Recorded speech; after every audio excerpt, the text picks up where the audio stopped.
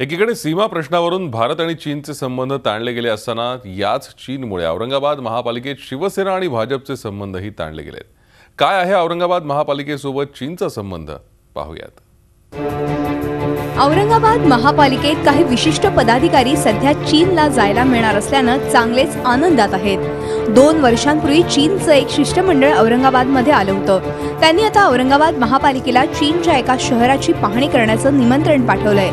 निमंत्रण मिळताच भाजपच्या सदस्यांनी गुडघ्याला बाशिंग बांधत निघण्याची तयारी सुरू केली आहे।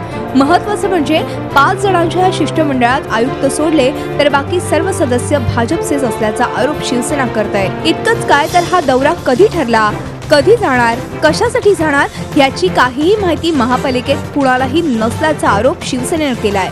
आता पाऊस येणार, संकटही येऊ शकतं, अशा चीन दौरा कशाला? तसंच सध्या भारत चीन संबंध ताणलेले असताना दौरा कशासाठी असे प्रश्न शिवसेना विचारते।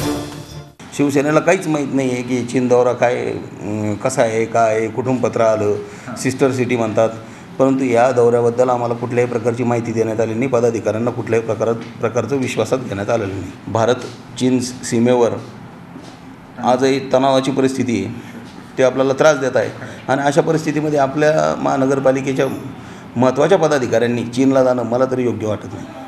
या सगळ्यात भाजपकडून मात्र शांत राहून दौऱ्यावर जाण्याची गुपचूप तयारी सुरू आहे। दौऱ्यात एक सदस्य शिवसेनेचाही असल्याचं ते सांगतात। मात्र उगाच वाद नको म्हणून यावर जाहीरपणे कुणीही बोलायला तयार नाही। दौरा झाल्यावर काय ते बोलायचं असं भाजपनं ठरवलेलं दिसतंय।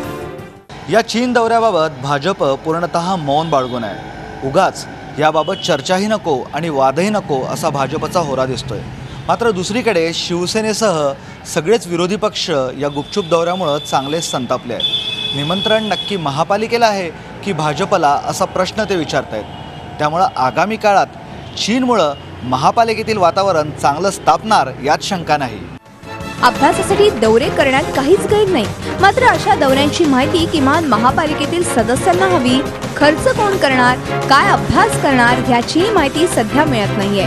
त्यात भाजपनं मित्रपक्षाला विश्वासात न घेतल्यानं त्यांची पोटदुखी वाढतच चालली आहे। त्यामुळे पुढे वाद होणार हे अटळ आहे। त्यामुळे खरंच अभ्यास दौऱ्यातून केलेला अभ्यास महापालिकेत लागू होईल का, अन्यथा हा दौराही एक सहलच ठरेल हेच पाहणं महत्त्वाचं आहे।